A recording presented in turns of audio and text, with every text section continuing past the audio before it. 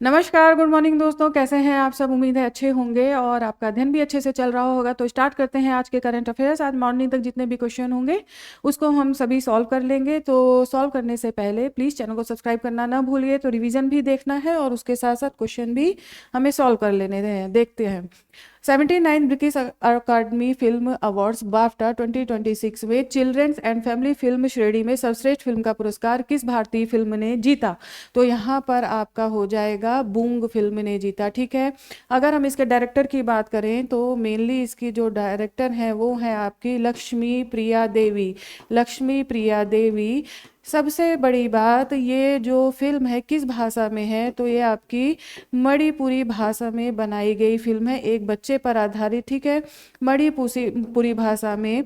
इसके अलावा इसमें देखिए साहस पर, ठीक है, साहस पर और कॉमेडी भी इसमें आपको देखने को मिल जाएगी। तो इस पर यह आधारित फिल्म है, तो ध्यान रखना है, इंपॉर्टेंट क्वेश्चन हो जाता है। नेक्स्ट देखिए, प्रधानमंत्री नरेंद्र मोदी ने 22 फरवरी 2026 को भारत की पहली नमो Bharat rapid rail transit system का उद्घाटन किस शहर में किया?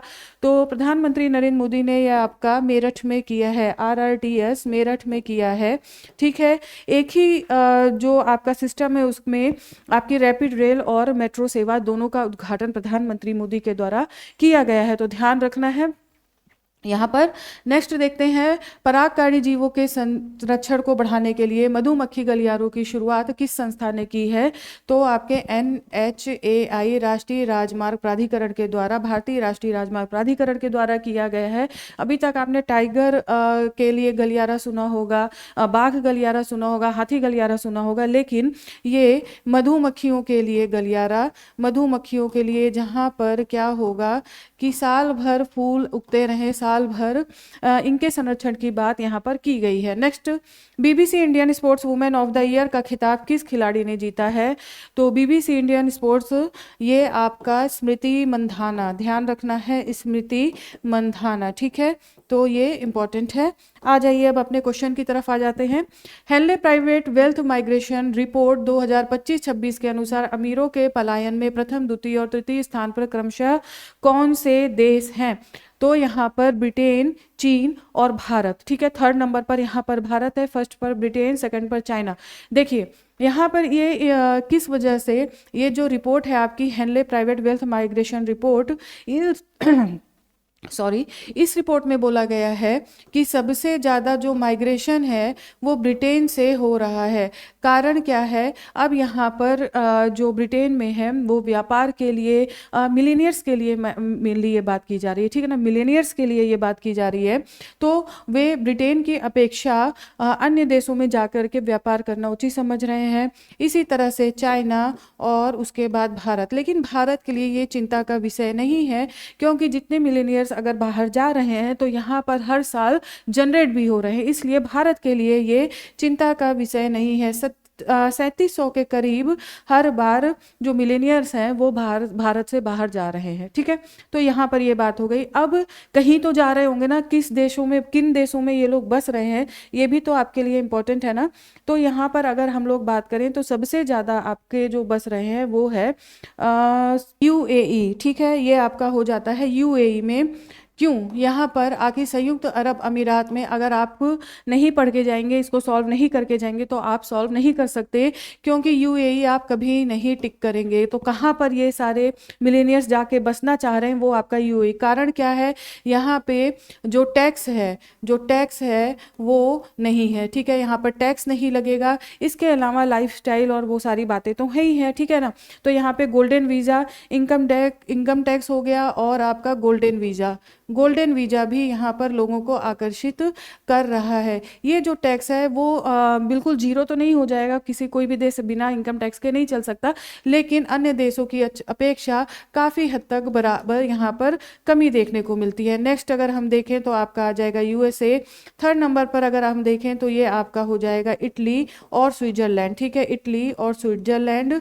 देखिए स्विट्जरलैंड और इटली का कारण यह है यहाँ की लाइफस्टाइल अच्छी है, एनवायरनमेंट काफ़ी अच्छा है, तो जिसकी वजह से इन 3 देशों में, यहाँ पर 3-4 देशों में बसने की सबसे ज़्यादा रणनीति देखी जा रही है। खास तौर पे यूएई आपको पहले नंबर पर ये ध्यान रखना है। यूएसए में तो देखिए टेक और आपका जो व्यापार है, ठीक है ना, उसके मामले में तो यूएसए का कोई तोड़ ही नहीं है, तो ये इम्पोर्टेंट हो जाता है। अब हम लोग देखते हैं थोड़ा सा, क्योंकि ये जो रिपोर्ट है हेनली एंड पार्टनर्स की तरफ से आई हुई है, Henley private wealth migration report, ये हेनली एंड पार्टनर्स की ही रिपोर्ट है। तो अभी फिलहाल हम लोग देखते हैं जो हेनले एंड पार्टनर्स की तरफ से जो रिपोर्ट आई है उसके अनुसार अभी थोड़े दिन पहले ही ये रिपोर्ट देखने को मिली है। भारत का 75वां स्थान देखने को मिलता है, जो पिछले साल ये 85वां स्थान था, 85th पोजीशन, यानी कि 10 रैंक की सुधार यहाँ पर भारत के साथ देखने को मिलती है। अब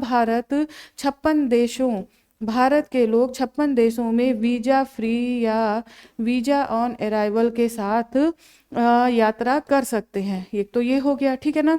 अब हम लोग बात करते हैं कि अगर पूरे विश्व में बात की जाए तो सबसे ज़्यादा जो शक्तिशाली पासपोर्ट है वो किसका है, ठीक है, क्योंकि ये यही चीज़ बताता है, तो आपका हो जाएगा सिंगापुर। याद करना है सिंगापुर में आप करीब 192 कंट्रीज़ में वीज़ा ऑन अराइवल या वीज़ा फ्री यात्रा कर सकते हैं सिंगापुर के लोग। और सेकंड नंबर पर आपका हो जाएगा दक्षिण कोरिया और जापान, ठीक है, दक्षिण कोरिया और जापान, ये आपके सेकंड नंबर पर ये देश आ जाएंगे। तो इन सब के पासपोर्ट काफ़ी मजबूत हैं। भारत का 56 देशों के साथ 75वां स्थान है। तो आपको ये बातें भी याद रखनी है हेनले एंड पार्टनर्स रिपोर्ट के अनुसार। चलिए नेक्स्ट आ जाते हैं, नेक्स्ट क्वेश्चन देखते हैं। केंद्र सरकार ने पूरे देश में 20% एथेनॉल मिश्रित पेट्रोल की बिक्री किस तिथि से अनिवार्य की है? यहाँ पर आपका राइट आंसर हो जाएगा 1 अप्रैल से, ठीक है, 1 अप्रैल से इसे किया गया है लॉन्च। अब देखते हैं हम लोग कि आखिर ये है क्या, 20% एथेनॉल मिश्रण की क्या बात ये की जा रही है। देखिए यहाँ पर जो आपका पेट्रोल हो जाएगा वो 80% हो जाएगा और ये एथेनॉल जो हो जाएगा वो आपका 20% हो जाएगा। आप पेट्रोल पंप पर जाएंगे तो यहाँ पर आपको 20% या अभी तो 20% नहीं है, 10%, 12% ऐसे देखने को मिलेगा, ठीक है। तो यहाँ पर ये आपको पेट्रोल पंप पे देखने को मिलेगा। कारण क्या है? सबसे बड़ा कारण, इसको लागू करने का सबसे बड़ा कारण है पर्यावरण सुरक्षा, ठीक है, पर्यावरण सुरक्षा। क्योंकि देखिए यहाँ पर ये जो बायोफ्यूल है इथेनॉल, इससे पर्यावरण की सुरक्षा होगी, क्योंकि ये आपके बनाए जाते हैं गन्ना से, अनाज से, भूसे से, जो मतलब किसानों के बाद जो उत्पाद बच जाते हैं, कृषि के बाद किसानों के पास जो उत्पाद बच जाते हैं उनसे मेनली यहाँ पर उन सब चीज़ों से बनता है। तो पर्यावरण सुरक्षा प्लस यहाँ पर देखिए किसानों की आय बढ़ती है, ठीक है ना, यहाँ से किसानों की आय भी बढ़ेगी और इसके साथ ही साथ जो पेट्रोल का आयात हम करते हैं वो भी घटेगा, है ना, घटेगा तो भारत का पैसा भी तो बचेगा, है ना। तो इसकी वजह से ये इकोनॉमिक तौर पर भी अगर देखा जाए तो काफ़ी फ्रेंडली, आपको इकोनॉमिक फ्रेंडली भी देखने को मिलेगा। तो यहाँ पर ये चीज़ें इंपॉर्टेंट हो जाती हैं। एक बात और गवर्नमेंट ने बताया, पेट्रोलियम मंत्रालय के द्वारा यहाँ पर बात की गई है रॉन 95, ठीक है, रॉन 95 ये बात की गई है। ये क्या है? तो ये है आपका रिसर्च ऑक्टेन नंबर। ये आपका हो जाता है रिसर्च ऑक्टेन नंबर, जो कि पेट्रोल का जो प्रीमियम क्वालिटी के पेट्रोल होते हैं ना, उसमें ये 95 रिसर्च ऑक्टेन नंबर 95 जारी किया जाता है। अभी फिलहाल जो हमें पेट्रोल मिल रहा है वो 90 के आसपास है, ठीक है ना, 90 के आसपास है। तो प्रीमियम क्वालिटी का आपका 95 के आसपास हो जाता है। पेट्रोलियम मंत्रालय ने ये बताया कि देखिए प्रीमियम क्वालिटी का जो पेट्रोल होगा तो उसमें हो सकता है आने वाले समय में हमें देखने को मिलेगा तो पेट्रोल महंगा बनेगा। मतलब जो रिफाइनरी होगी, अगर हम यहाँ इस प्रीमियम क्वालिटी में लेकर के आएंगे शुद्ध करके, तो वहाँ पर हो सकता है ये महंगा मिले, लेकिन उपभोक्ताओं पर ये नहीं आने पाएगा, ऐसा सरकार का कहना है फिलहाल। क्योंकि यहाँ से देखिए ये चीज़ घट रहा है तो हो सकता है उसको यहाँ पर लगाया जाए, तो इम्पॉर्टेंट हो जाता है, ठीक है ना। तो आपको ये ध्यान रखना है। चलिए अब हम लोग इसके बारे में और बात करते हैं कि क्या ये जो गवर्नमेंट चेंज कर रही है E20 plus RON research octane number, देखिए E20 यानी कि एथेनॉल 20 और रिसर्च ऑक्टेन नंबर ये जो 95 कर रही है, तो लोगों के पास जो गाड़ियां हैं क्या उनके अनुकूल हैं, क्या ये इन चीज़ों के अनुकूल हो पाएंगी?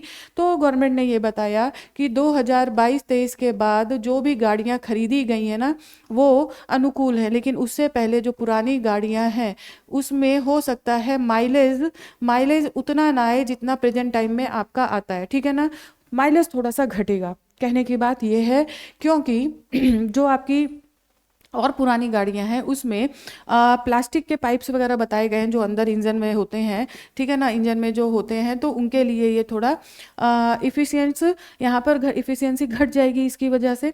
अच्छा, एक चीज़ और याद आ रहा है, अभी कुछ दिनों पहले हमने बात की थी कि जैसे इथेनॉल के बारे में, अभी मैंने बोला कि गन्ना से बनता है, अनाजों से बनता है, किसानों के पास जो उत्पाद बच जाते हैं उनसे बन जाता है बायोफ्यूल आपका। तो एक बायोफ्यूल के तौर पे आपको एक बायोफ्यूल प्लांट देखने को मिलेगा असम में, ठीक है ना, यहाँ पर आपको असम में देखने को मिलेगा जो केवल बांस का उपयोग करेगा, ठीक है ना, बांस का एज ए फ्यूल जब बनाया जाएगा तो वहाँ पे केवल बांस का, बैम्बू का उपयोग किया जाएगा।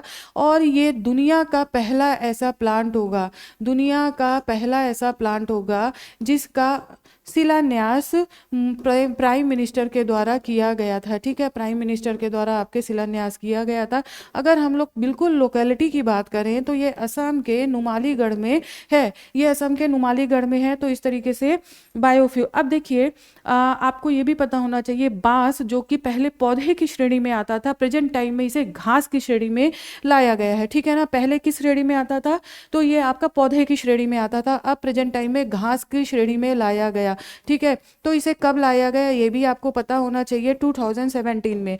2017 में फिर कोई अधिनियम भी होगा जिसे कि संशोधन किया गया होगा, तो ये अधिनियम था भारतीय वन अधिनियम, ठीक है, इंडियन फॉरेस्ट एक्ट, भारतीय वन अधिनियम आपका 1927, ठीक है, 1927। तो काफ़ी पुराना ब्रिटिश भारत के टाइम का ये आपका एक्ट देखने को मिलता है जहाँ पर संशोधन करके अब बैम्बू को घास की श्रेणी में लाया गया। नॉर्थ ईस्ट में आप देखते हैं कि बहुत ज़्यादा जो आपका भारत का 90% वहाँ पर बैम्बू का उत्पादन किया जाता है और होता है, ठीक है, बहुत सारी चीज़ों में यूज़ भी किया जाता है। तो ये प्लांट आपका नुमालीगढ़ में है, काफ़ी इंपॉर्टेंट है, ध्यान रखिए। तो यहाँ से क्वेश्चन जरूर आएगा और अभी हाल फिलहाल में भी ये समाचारों में रहा है, ठीक है ना। तो चलिए नेक्स्ट क्वेश्चन देखते हैं। नेक्स्ट क्वेश्चन क्या है आपका, सदा तनसीक सैन्य अभ्यास भारत और किस देश के बीच आयोजित किया जाएगा। देखिए मेरी क्लास में 3 दिन से सैन्य अभ्यास आपको पढ़ाया जा रहा है, सैन्य अभ्यास अभी उसका थोड़ा सा रिवीजन करा दूंगी। फिलहाल ये आपका हो जाता है सऊदी अरब, ठीक है, सैन्य तनसीक सैन्य अभ्यास ध्यान रखना है। और देखिए ये आपका द्विपक्षीय सैन्य अभ्यास है, ठीक है ना, द्विपक्षीय सैन्य अभ्यास आपका हो जाता है। नेक्स्ट यहाँ पर देख लीजिए पिक्चर के साथ में, ये देखिए द्विपक्षीय सैन्य अभ्यास है। इससे पहले जो हुआ था पहला, ठीक है, पहला सैन्य अभ्यास आपका कब हुआ था, तो ये आपका 2024 में हुआ था भारत में महाजन रेंज फील्ड में, ठीक है, महाजन रेंज फील्ड में ये आपका आयोजन होता है, जो कि आपको पता है कहाँ पर है, राजस्थान में है, ठीक है ना, राजस्थान में है। मेनली इसका उद्देश्य क्या है आपका, जो सेमी रेत होती है ना उसमें, मतलब कि पूरे रेगिस्तान में नहीं, ठीक है ना। तो यहाँ पर आपका जो द्विपक्षीय अभ्यास किया जाता है। सेकंड जो अभी होगा, अब ये होगा आपका जो अभी होगा ये होगा आपका सऊदी अरब में, ठीक है ना, ये आपका सऊदी अरब में हो जाएगा, तो आपको ये ध्यान रखना है। तो ये हो गया आपका सदा तनसीक। एक चीज और देखिए क्यों इंपॉर्टेंट हो जाता है ये सदा तनसीक भारत के लिए, ठीक है, सैन्य अभ्यास तो हम बहुत सारे करते हैं, ये इंपॉर्टेंट इस वजह से हो जाता है क्योंकि आपने देखा था लास्ट ईयर पाकिस्तान के साथ सऊदी अरब का समझौता होता है, ठीक है ना, सऊदी अरब का समझौता नाटो की तरह देखने को मिलता है। किसकी तरह, नाटो की तरह। एक विशेषता जो नाटो में है वो ये कि अगर पाकिस्तान पे कोई आक्रमण करता है तो वो सऊदी अरब पर माना जाएगा। ये समझौता का मेन की पॉइंट था यहाँ पर, सऊदी अरब के साथ पाकिस्तान का ये समझौता बहुत इंपॉर्टेंट पाकिस्तान के लिए, ठीक है, भारत के लिए कहीं ना कहीं चिंता का विषय था क्योंकि उसी समय आपने सिंदूर ऑपरेशन को भी देखा था। तो बहुत सिंदूर ऑपरेशन के जस्ट बाद ही ये समझौता हमें देखने को मिलता है। तो यहाँ पर ये समझौता, अब भारत सऊदी अरब के साथ भी अच्छे संबंधों की ओर बढ़ चुका है। सदा तनसीक सैन्य अभ्यास, अब देखिए इसके अलावा कौन कौन से सैन्य अभ्यास भारत में चल रहे हैं प्रेजेंट टाइम में, ठीक है ना। तो आपको देखिए, ये आपका हो गया वज्र प्रहार, ये आपका हो गया ब्रज प्रहार, ये कहाँ पर, किसके साथ, यूएसए के साथ, ठीक है ना, यूएसए के साथ। यूएसए के साथ साथ ये कहाँ पर चल रहा है, तो हिमाचल प्रदेश के बकलोह में, हिमाचल प्रदेश के बकलोह में आपका ये सैन्य अभ्यास चल रहा है। दूसरा आ जाइए, दूसरा कौन सा है, दूसरा आपका हो गया धर्म गार्जियन, दूसरा आपका हो गया धर्म गार्जियन, जो कि आपका किसके साथ होता है, तो जापान के साथ चल रहा है उत्तराखंड में, ठीक है। उत्तराखंड में ये आयोजन किया जा रहा है पिथौरागढ़ के आसपास। तो ये दोनों सैन्य अभ्यास फिलहाल प्रेजेंट टाइम में चल रहे हैं। एक और सैन्य अभ्यास जो आपको मार्च में देखने को मिल जाएगा, ठीक है ना, मार्च में देखने को मिल जाएगा, वो आपका हो जाएगा लामित्ते। बताइए लामित्ते ये किस देश के साथ है, तो ये आपका सेशल्स के साथ हो जाएगा, ठीक है ना। ये भारत और सेशल्स के मध्य लामित्ते अगले महीने आपको देखने को मिल जाएगा, ठीक है। अब 2 ही दिन अगले महीने में बचे ही हैं, तो ये आपको देखने को मिलेगा, इसको ध्यान रखना है सेम, ठीक है। और देखिए ये जो आपका सैन्य अभ्यास है सदा तनसीक, ये किस मामले में, तो एआई तकनीकी में, ठीक है ना, एआई तकनीकी और सेमी डेजर्ट, तो अभी मैंने बता ही दिया, तो ठीक है। तो इतना चीज़ें ध्यान रखनी है।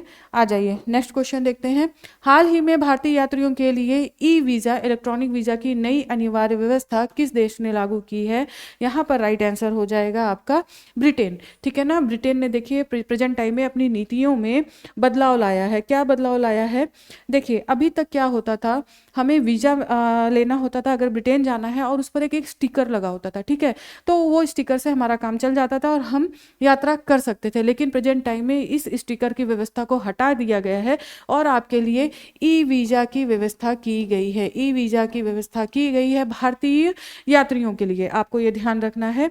अब देखिए यहाँ पर ई वीज़ा के अलावा एक और आपको टर्म देखने को मिलेगा ETA, ठीक है। एक टर्म और देखने को मिलेगा ETA, जिसका फुल फॉर्म आपके लिए हो जाएगा इलेक्ट्रॉनिक ट्रैवल ऑथराइजेशन, ठीक है। तो यहाँ पर ये भारत के लिए नहीं है, ये उन देशों के, जैसे अमेरिका हो गया, ठीक है ना, यूएसए हो गया, फ्रांस हो गया, ये उन 85 लगभग देशों के, 85 इसमें कंट्रीज आते हैं, 85 इसमें कंट्री आते हैं जो कि बिना वीज़ा के आराम से ब्रिटेन की यात्रा कर सकते थे। ये उनके लिए इम्पोर्टेंट हो गया है, ठीक है ना। ETA उनके लिए इम्पोर्टेंट हो गया है जिन्हें पहले वीज़ा की ज़रूरत ही नहीं पड़ती थी।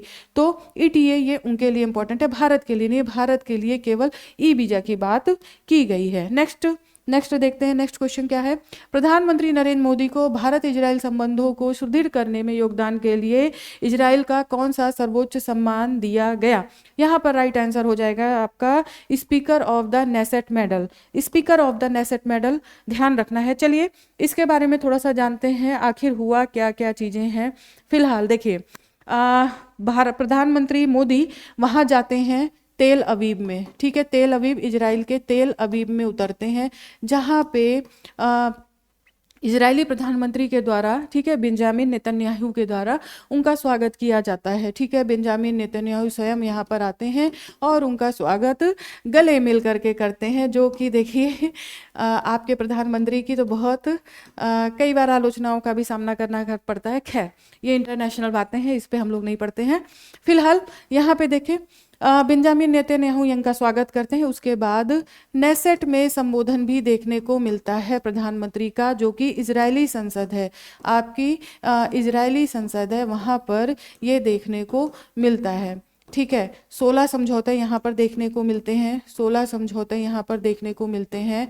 मेनली जो समझौता हमारे लिए इम्पोर्टेंट हो जाता है, FTA पर भी बात शुरू हुई है, देखिए FTA पर भी बात शुरू हुई है। इसके अलावा AI, ठीक है, AI हो गया आपका, साइबर सुरक्षा हो गया, साइबर सुरक्षा हो गया। इसके साथ ही साथ लेबर मोबिलिटी, ठीक है। लेबर मोबिलिटी की अगर हम लोग बात करें तो इसमें क्या देखने को मिलता है, जो समझौता हुआ है 50,000, ठीक है, 50,000 भारतीय श्रमिकों को इजराइल में मतलब जॉब मिलेगी, नौकरी मिलेगी। तो लेबर मोबिलिटी का समझौता बहुत इंपॉर्टेंट है, जो कि आपको इजराइल में देखने को मिलता है, तो आपको ध्यान रखना है। इसके साथ ही साथ देखिए, इस अवार्ड का नाम speaker of the Knesset medal, ठीक है, speaker of the Knesset medal, ये आपको ध्यान रखना है, जो इजराइल का सर्वोच्च सम्मान हो जाता है। अब देखिए, भारत के प्रधानमंत्री, आपके प्रधानमंत्री मोदी ऐसे भारतीय प्रधानमंत्री बन चुके हैं जिन्हें इजराइल और फिलिस्तीन, ठीक है, इजराइल और फिलिस्तीन दोनों का सर्वोच्च सम्मान मिल चुका है। 2018 में अगर हम लोग देखें, 2018 में फिलिस्तीन का किसी भी विदेशी को दिए जाने वाला सर्वोच्च सम्मान प्रधानमंत्री मोदी को दिया जा चुका है, तो आपके लिए ये इंपॉर्टेंट है।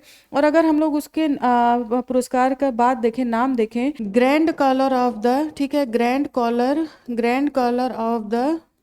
कॉलर ऑफ द फिलिस्तीन करके है, ठीक है ना, ग्रैंड कॉलर ऑफ द फिलिस्तीन से सम्मानित, द स्टेट ऑफ फिलिस्तीन से स्थापित, द स्टेट ऑफ फिलिस्तीन से सम्मानित किया गया। तो यहाँ पर एक चीज़ें ये इंपॉर्टेंट हो जाती हैं। एक समझौता जो आपका हुआ वो हुआ आईमेक को लेकर, अभी मैंने इसको थोड़ी दिन पहले ही आपको इसके बारे में बताया है, यानी कि भारतीय मध्य पूर्व कॉरिडोर, ये इंपॉर्टेंट है क्योंकि यहाँ से आप आईमेक के थ्रू आपका ये जो कॉरिडोर बनेगा, आप आराम से मिडिल ईस्ट यूरोप इकोनॉमिक ये जो कॉरिडोर है, ये आराम से आपका व्यापार यहाँ से हो पाएगा। भारत के 2 पोर्ट यहाँ से देखिए, एक तो हो गया मुंबई के दोनों पोर्ट हैं, ठीक है ना, मुंबई, और एक गुजरात का मुंद्रा, ठीक है, गुजरात का मुंद्रा, मुंबई का और गुजरात का मुंद्रा, ये 2 पोर्ट इस इकोनॉमिक कॉरिडोर से मिलेंगे। तो यहाँ पर ये समझौता, ये कॉरिडोर आपका हाइफा से होकर के गुजरेगा, ठीक है, हाइफा से होकर के गुजरेगा। हाइफा क्या है? हाइफा उत्तरी इजराइल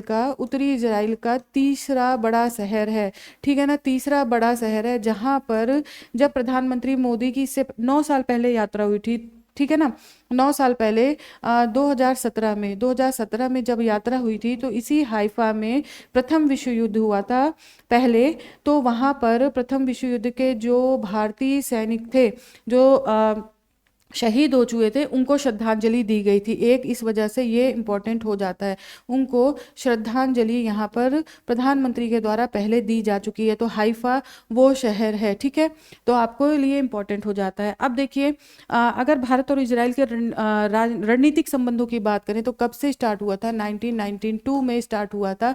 इसके 25 वर्ष ही पूरे हुए थे जो प्रधानमंत्री मोदी की यहाँ पर पहली यात्रा हुई थी 2017 में, ठीक है ना, 2017 में। तो यहाँ पर आपके लिए देखिए, इससे ज़्यादा क्वेश्चन नहीं आएगा। हाँ, एक और बात है, आयरन डोम को लेकर के, आयरन डोम को लेकर के समझौता हुआ है, आयरन डोम को लेकर के समझौता हुआ है, जो कि आपकी सरफेस टू एयर, ठीक है, सरफेस टू एयर मिसाइल है, ठीक है, कम दूरी की ये मिसाइल आपके लिए कम दूरी की मिसाइल है, लेज़र तकनीक पर आधारित है, और इसी वजह से इसका भारत मतलब खर्च कम आता है, ठीक है, तो ये इंपॉर्टेंट हो जाता है। और इजराइल के साथ इससे क्या होगा? देखिए, इससे क्या होगा, आयरन डोम से सबसे पहली बात ये क्या करता है, जहाँ पर इसे लगाया जाता है, मान लीजिए, तो ये डिटेक्ट करता है सबसे पहले कि ये मिसाइल किधर से आ रही है। अगर वो कहीं खाली स्थान पे गिरती है तो उस पर ये अटैक नहीं करेगा, इंपॉर्टेंट है, देखिए, वहाँ पर अटैक नहीं करेगा। जब इसे लगता है कि ये रिहायशी इलाके में आ रही है, तब ये आपका अटैक करता है। तो इस तरह से खर्चे में कमी आती है इसके माध्यम से। और चाहे एक मिसाइल आए सामने से, या 2 आए, 4 आए, 10 आए, ये सभी को समाप्त कर सकता है हवा में ही, ठीक है ना, हवा में ही टारगेट करके समाप्त कर सकता है आयरन डोम, ठीक है। तो ये आपका इंपॉर्टेंट होगा, इतनी बातें इंपॉर्टेंट है आयरन डोम के तहत, क्योंकि ये इजराइल से समझौते में भारत को मिलना है, तो ये इसमें इंपॉर्टेंट हो गया। चलिए नेक्स्ट क्वेश्चन देखते हैं, नेक्स्ट क्या है। अब काफ़ी सारी बातें हो गई है आज इजराइल को लेकर के। अगले महीने में पहली बार इंटरनेशनल फिल्म फेस्टिवल का आयोजन कहाँ किया जाएगा? राइट आंसर हो जाएगा यही दिल्ली, ठीक है, पहली बार यहाँ पर। अभी ये बताती हूँ कि ये थोड़ा सा समझने में थोड़ी सी तकनीकी बात है।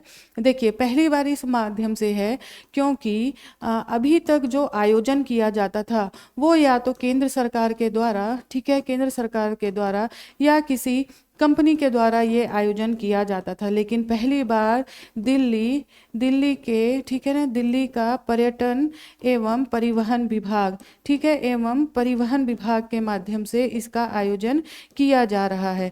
आपको ध्यान रखना है, ये बात की जा रही है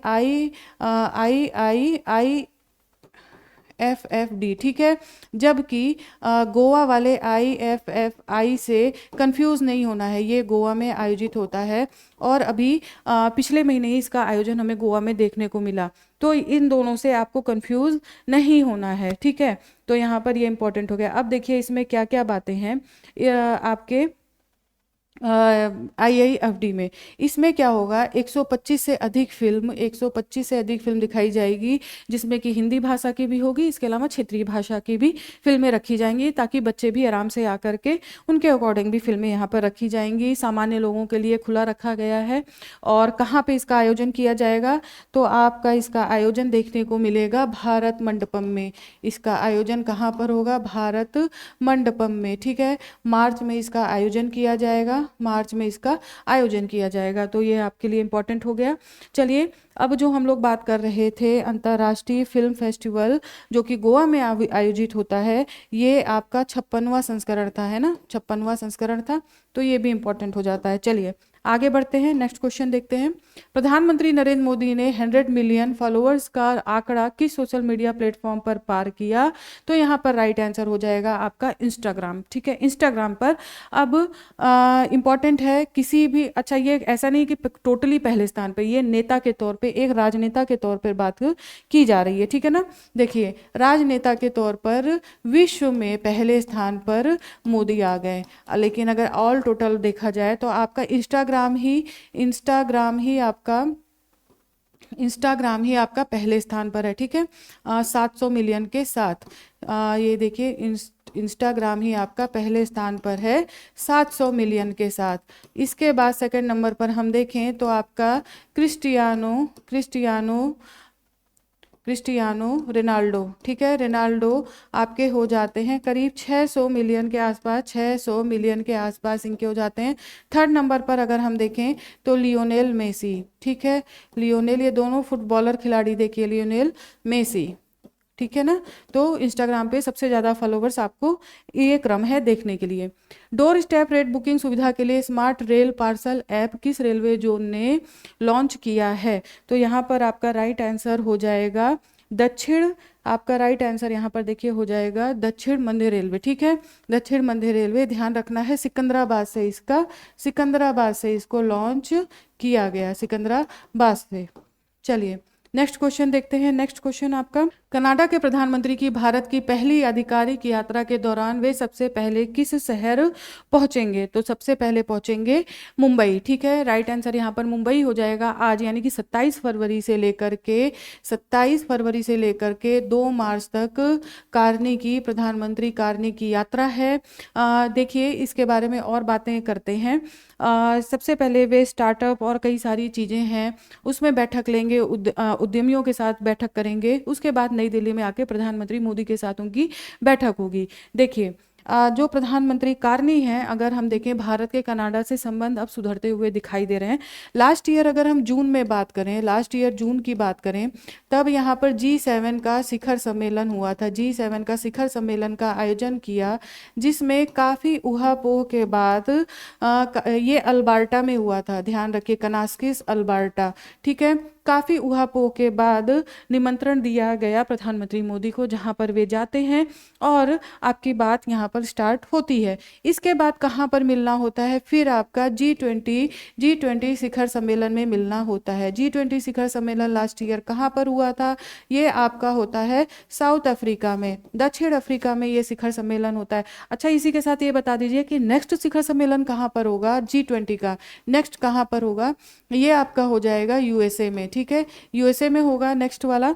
अब देखिए यहाँ पर पहली बार आपकी सेपा के बारे में बात की गई भारत और कनाडा के मध्य, यहाँ पर केवल उल्लेख देखने को मिला। तो अब ये अनुमान लगाया जा रहा है कि भारत आने पर सेपा के सेपा के विषय में हम समझौता देख सकते हैं, यानी कि व्यापक आर्थिक साझेदारी समझौता। ठीक है, तो ये आपका देखने को मिले कॉम्प्रिहेंसिव इकोनॉमिक पार्टनरशिप एग्रीमेंट, ये आपका देखने को मिलेगा आने वाले समय में, अभी 2-4 दिनों के अंदर।